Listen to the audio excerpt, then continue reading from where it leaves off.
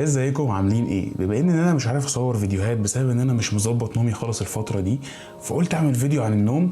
والنهارده هشرح لكم النوم بالتفصيل وشرح مبسط، وممكن الفيديو يبقى طويل شويه، فحاول انت تجيب كوبايه قهوه وتعالى بقى نتكلم عن النوم. اول ما انت بتبدا تدرك الحاجات اللي بتحصل لك وانت نايم، ده بيخليك تهتم اكتر بالحاجه دي، والحاجه دي هتاثر على صحتك بالايجاب. النوم اهم عمليه بتحصل لنا في اليوم كله، وطبعا مش بنبقى مصدقين التاثير اللي بيحصل لنا بسبب قله النوم. ممكن تكون طريقه نومك غير صحيه. الحرمان من النوم هي تقريبا نفس الحاله اللي بتسببها المواد المسكره. عشان كده هتلاقي بره في اوروبا ان ممنوع تسوق وانت درانك او وانت شارب، لان ده بتبقى حاجه خطر جدا. نفس الموضوع بيحصل لما بتكون مش نايم كويس، لان ذهنك وردود افعالك بتكون بطيئه، وده سبب رئيسي جدا للحوادث. زي ما قلت لك انا هكلمك عن النوم بشكل علمي شويه. يعني انا النهارده مش هديك نصايح على قد ما انا هفهمك ايه اللي بيحصل علشان تبقى واخد العمليه كلها مره واحده، لان احنا محتاجين نعرف جسمنا شغال ازاي والعلم اللي ورا الموضوع ده ماشي ازاي، علشان نقدر نتحكم في حياتنا ونتجنب اي حاجه ممكن تحصل لنا. بس قبل اي حاجه انا محتاج اوضح حاجه بسيطه جدا. انا مش دكتور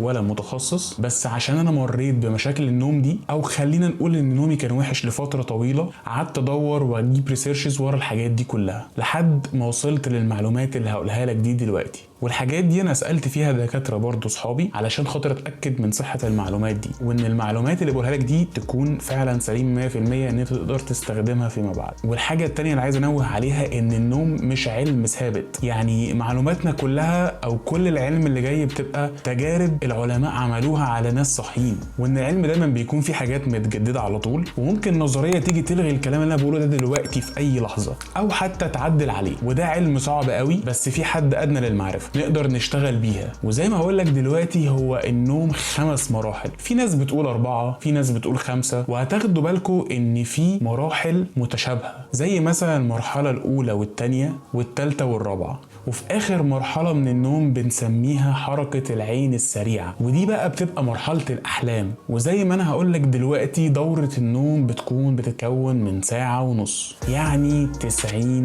دقيقه. وكل مرحله من المراحل دي ما بيكونش ليها وقت ثابت. والجراف اللي انا حاطه هنا ده دلوقتي ده رسم بياني بنشاط المخ. المرحله الاولى بيكون المخ نشيط جدا والموجات بتاعته سريعه جدا، دي مرحله النوم الخفيف. نقدر نقول ان في المرحله دي بنبقى ما بين النوم واليقظه، اللي هو انت تحس ان انت نايم بس مش نايم، اللي هو لو في اي لحظه ممكن تصحى تحس ان انت اصلا ما كنتش نايم، او ان انت ما روحتش في النوم اساسا. المرحله الثانيه ده برضو مرحله نوم خفيف، حركة العين بتقف خالص وموجات المخ بتبقى أبطأ شوية، والجسم بيبتدي يجهز نفسه لمرحلة النوم العميق اللي هو الديب سليب. وهنا في المرحلة دي مهمة جدا، لأن المخ بيبتدي يشتغل على نفسه ويتعامل مع الأحداث اللي حصلت طول اليوم ويثبتها كذكريات. واتكلمت عنها في الفيديو اللي عملته عن النوم قبل كده، وإن هي كانت مرحلة اسمها الكونسوليديشن. المرحلة الثالثة بتبقى موجات المخ بطيئة، بنسميها مرحلة الدلتا. المخ بيبتدي يتذبذب ما بين الدلتا دي والاسرع منها شويه. ده معناه ان المخ دخل في مرحله النوم العميق، وهنا العضلات بتقف خالص، وصعب قوي انك تعرف تصحي حد من المرحله دي. بالنسبه بقى للاطفال شبه مستحيل انك تعرف تصحيهم في المرحله دي. المرحله بقى الرابعه هي مرحله برضو النوم العميق، بس هنا خلاص المخ مش بيطلع غير موجات الدلتا، الاستيقاظ منها بيكون صعب جدا. ومرحله النوم العميق عموما سواء المرحله الثالثه او المرحله الرابعه، لو حد بقى صحي في المرحلتين دول بيحس ان هو يعني داس عليه قطر.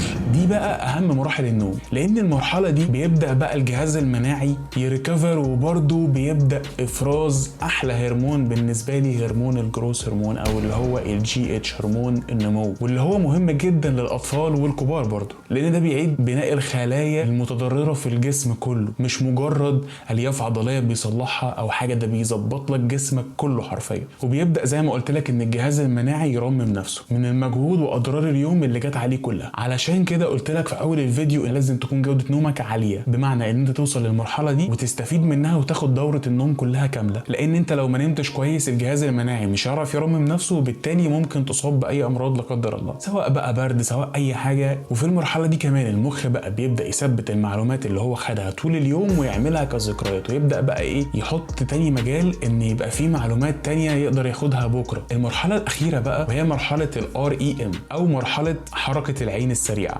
وهنا بتاخدوا بالكم ان الموجات هنا بدات تنشط تاني وبدات ترجع اكنها في المرحله الاولى. هي مش نفس الموجات بس هي بتحاكيها. حركه العين هنا بتبقى سريعه لانها بتحاكي الحلم اللي انت فيه، وطبعا ضغط الدم بيعلى وضربات القلب بتزيد كاننا صاحيين. بس هنا العضلات بتكون مشلوله تماما. طب ليه العضلات بتكون مشلوله؟ المخ هو اللي بيدي عضلاتنا الاشارات اللي هي تتحرك او تنقبض او تعمل اي حركه احنا بنبقى عايزين نعملها. المخ بيبعت اشارات للعضله دي اللي هو اتحركت بقى في الحركه دي او اعملي الاكشن ده. فعقلك بقى ذكي بيشل حركتك علشان خاطر عضلاتك ما تحاكيش الاحداث اللي بتحصل في الحلم، لان هو لو ما عملش كده عضلاتك هتحاكي اللي بيحصل في الحلم وممكن تقوم فعلا وتمشي. ودي حاله بتحصل برضه لمعظم الناس، ان هو ممكن تلاقيه بيمشي وهو نايم. لذلك المخ بيبقى ذكي جدا وبيوقف العضلات دي عن الحركه تماما، وده بيكون مؤقتا علشان خاطر الانسان ما يأذيش نفسه وهو نايم. ولان المخ في المرحله دي بيكون نشيط جدا، لو صحي بقى في الوقت ده او لو الانسان صحي في الوقت ده او في المرحله دي غالبا بيقدر ان هو يفتكر الاحلام بتاعته. والانسان ممكن يحلم 4 أو 6 مرات في الليله الواحده، وده على حسب عدد المرات او عدد دورات النوم اللي هو بياخدها. طبعا كل الناس بتحلم بس مش كل الناس بتفتكر الاحلام دي، وزي ما قلت لك مش هتفتكرها غير لو صحيت في المرحله دي اللي هي مرحله الREM.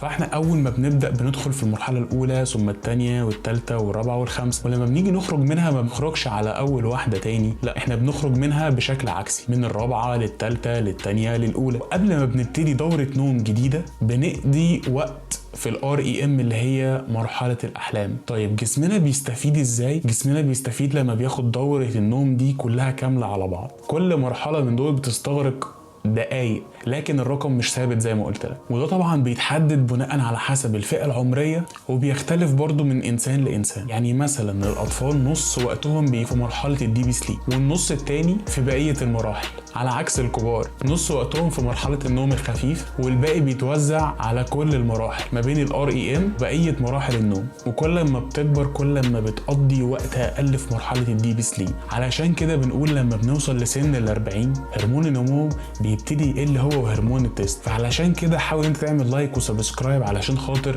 ما تنساش، ويبقى لما توصل لسن ال40 تبقى انت اوريدي عامل لايك وسبسكرايب. طبعا مش بنروح في النوم على طول، مش اول ما بنحط راسنا على المخده بننام، غالبا بنحتاج 14 دقيقه علشان خاطر ندخل في المرحله الاولى. طيب دلوقتي انت عرفت كل حاجه محتاج تعرفها عن مراحل النوم. طب تعمل ايه؟ اول حاجه تنام بالليل علشان خاطر جسمك يوصل لمرحله الديب سليب، وان انت تقدر تفرز هرمون GH او هرمون النمو، وان جهاز المناعه بتاعك يقدر ان هو يرمم نفسه، وان عقلك برضه يبدا يخزن المعلومات اللي خدها ويبدا يحفظها كذكريات ويبدا يفتح لنفسه مجال تاني ان هو ياخد معلومات تاني بكره. فانت لازم اول حاجه تنام بالليل، تنام من 4 ل6 دورات نوم، وزي ما قلت لك دوره النوم بتتكون من 1.5 ساعة.